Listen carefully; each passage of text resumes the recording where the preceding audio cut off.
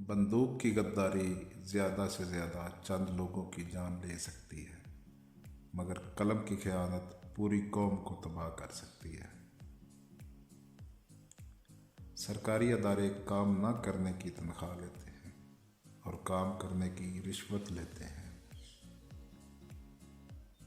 गुरूर और मोटापा जब हद से बढ़ जाए तो इंसान चाह कर भी किसी को गले से नहीं लगा सकता। पिंजरे में पैदा आने वाले परिंदे को लगता है कि उड़ना एक बीमारी है। तनख्वाह भी महंगाई जैसी होनी चाहिए। रोज़ सुबह उठो तो पता चले कि बढ़ गई। दूध वाले ने दूध में पानी मिलाने के बाद बचा हुआ पानी बैठकर पी लिया। मैंने पूछा ये क्या है, तो कहने लगा कि बैठकर पानी पीना सुन्नत है। पुलिस और गर्लफ्रेंड में कोई फ़र्क नहीं, दोनों ही खा पी कर छोड़ देते हैं। वालिदैन की बातों पर इतना यकीन तो रखें जितना आप दवाई पर रखते हैं। थोड़ी कड़वी लगेगी मगर फ़ायदेमंद ज़रूर साबित होगी। हमें सबसे ज़्यादा मोटिवेट वही इंसान करता है जिसकी अपनी ज़िंदगी का बेड़ा गर्क हो चुका होता है।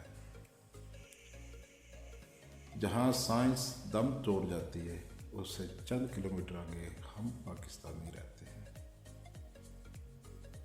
सुना है पिछले दौर के लोग भी कुछ कम नहीं थे, एंटीना सेट करते करते पड़ोसन सेट कर लेते थे। पाकिस्तान में इस वक्त मोटरसाइकिल चलाना और फार्मी मुर्गी का गोश्त खाना अय्याशी के ज़ुमरे में आता है। पेट और गरूर बढ़ जाए तो लोगों को गले लगाना मुश्किल हो जाता है। मोहब्बत हमेशा एक तरफा होनी चाहिए, दो तरफा हो तो शादी का खतरा रहता है। शैतान गुनाह की नीयत से रिलेशनशिप करवाता है और लड़के अपनी बंदी के कहने पर नमाज पढ़ रहे थे। शैतान कंफ्यूज है।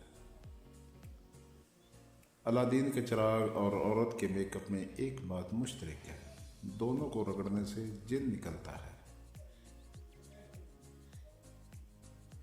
बारिश के दिनों में कब्रिस्तान का चक्कर ज़रूर लगाया करें, वहाँ ऐसे लोग